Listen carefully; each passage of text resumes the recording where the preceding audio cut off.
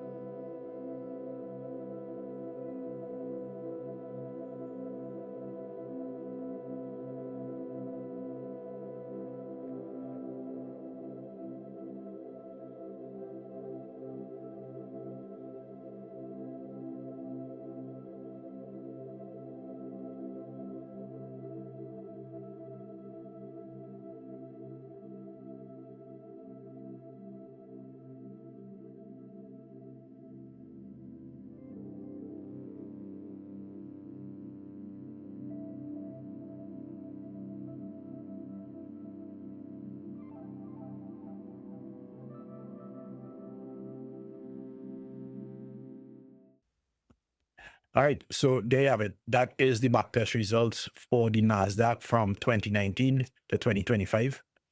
If it is something that you're interested in, don't forget to like, comment, and subscribe to the channel. Stay tuned so you'll be notified when I release the bot for free, or you can head across to Discord and keep in touch there so you will know when the release is. And I will see you guys in the next video. Peace.